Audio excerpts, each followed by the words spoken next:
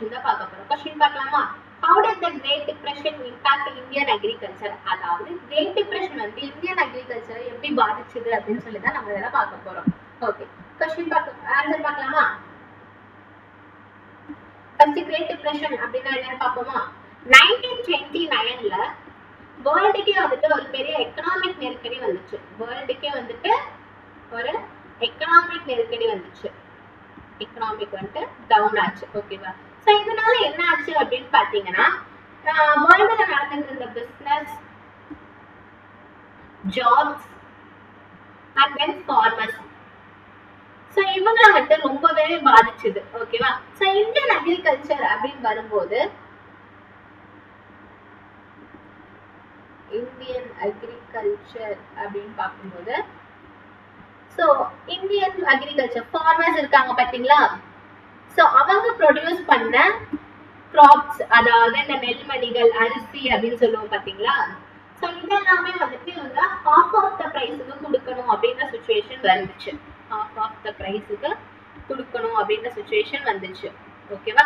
அதாவது இப்போ 10 ரூபாய்க்கு வித்துட்டு இருந்தாங்க அப்படின்னா அதை வந்துட்டு இப்போ 5 ரூபாய்க்கு தான் நீங்க விற்கணும் அப்படின்ற சுச்சுவேஷன் எங்களுக்கு வந்துச்சு. ஓகேவா? அது மட்டும் இல்லாம ஃபார்மர்ஸ்க்கு அவங்களோட லேண்ட் டாக்ஸ் இருக்கு பாத்தீங்களா? ஸோ இதுதான் வந்துட்டு அவங்களுக்கு ஃபர்ஸ்ட் அஃபெக்ட் ஆகுது. இன்னொன்று என்ன அப்படின்னு பாத்தீங்கன்னா, அவங்களோட லேண்ட் டாக்ஸ். ஓகேவா? அந்த லேண்ட் டாக்ஸுக்கு வந்துட்டு அதே அமௌண்ட் அப்படியே ரிப்பீட் ஆகிட்டே இருந்துச்சு. ஸோ இப்போ அவங்க 20,000 பே பண்றாங்க அப்படின்னா அந்த 20,000 குறையவே இல்லை. ஸோ அவங்களோட கிராப்ஸ் எல்லாமே வந்துட்டு பாதி விலைக்கு தான் இவங்க விற்கணும் அப்படின்னு சொன்னாலுமே அவங்களுக்கு ப்ராஃபிட் எங்கேயுமே வரப்போறது கிடையாது. ஆனா அவங்க லேண்ட் டாக்ஸ் மட்டும் அப்படியே இருந்துட்டே இருந்துச்சு. அங்க வந்துட்டு எதுவுமே குறையல. ஸோ இதனால வந்துட்டு ஃபார்மர்ஸ்க்கு வந்துட்டு ரொம்பவே வந்துட்டு எக்கனாமிக்ல வந்துட்டு அவங்க ரொம்பவே எஃபெக்ட் ஆனாங்க. இதை பார்த்துட்டு இந்தியன் நேஷனலிஸ்ட், சோ இந்த எக்கனாமிக் டவுன்ஃபால பார்த்து இந்தியன் நேஷனலிஸ்ட் வந்து கவர்மெண்ட் கிட்ட டிமாண்ட் பண்ணாங்க. யாருக்கிட்ட? கவர்மெண்ட் கிட்ட டிமாண்ட் பண்ணாங்க. சோ இந்த எக்கனாமிக் டவுன்ஃபால பத்தி. ஓகேவா? சோ இதுதான் வந்துட்டு கிரேட் டிப்ரெஷன் அப்படின்னு சொல்லுவோம்.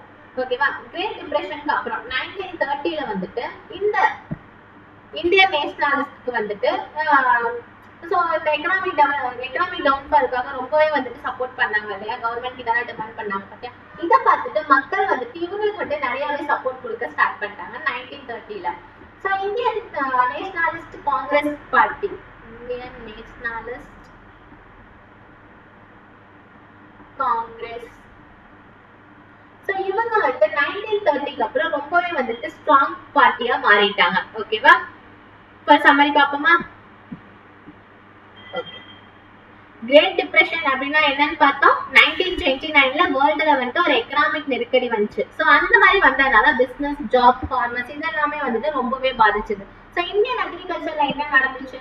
ஃபார்மர்ஸ் ப்ரொடியூஸ் பண்ண அந்த நெல்மணிகள், அரிசி இதெல்லாமே வந்துட்டு அவங்க ஹாஃப் ஆஃப் த ப்ரைஸுக்கு தான் கொடுக்கணும் அப்படின்ற சுச்சுவேஷன் வந்துச்சு. ஸோ அப்படி வந்துமே வந்துட்டு அவங்களோட லேண்ட் டாக்ஸ் எங்கேயுமே குறையல. ஸோ அந்த லேண்ட் டாக்ஸ் வந்துட்டு அப்படியே தான் இருந்துச்சு. அங்கே எதுவுமே வந்துட்டு அவங்களுக்கான அமௌண்ட் பே பண்றது வந்துட்டு எங்கேயுமே குறையல. ஸோ இதை பார்த்துட்டு இந்தியன் நேஷனலிஸ்ட் வந்துட்டு அவங்க எக்கனாமிக் டவுன்ஃபாலை பார்த்துட்டு கவர்மெண்ட் கிட்ட வந்துட்டு டிமாண்ட் பண்ணாங்க. ஓகேவா? டிமாண்ட் பண்ணாங்க. ஸோ இந்த மாதிரி இந்த எக்கனாமிக் டவுன்ஃபால் அப்போ இவங்க நிறைய சப்போர்ட் பண்ணதுனால 1930க்கு அப்புறம் இந்தியன் நேஷனலிஸ்ட் காங்கிரஸ் வந்துட்டு ரொம்பவே ஸ்ட்ராங்கா மாறிட்டாங்க. ஏன் அப்படின்னா பீப்புள் வந்துட்டு நிறைய பேர் இங்க ஜாயின் பண்ணாங்க இந்தியன் நேஷனலிஸ்ட் காங்கிரஸ்ல. ஓகேவா? இதுதான் வந்துட்டு great depression impact Indian agriculture. Okay, thank you.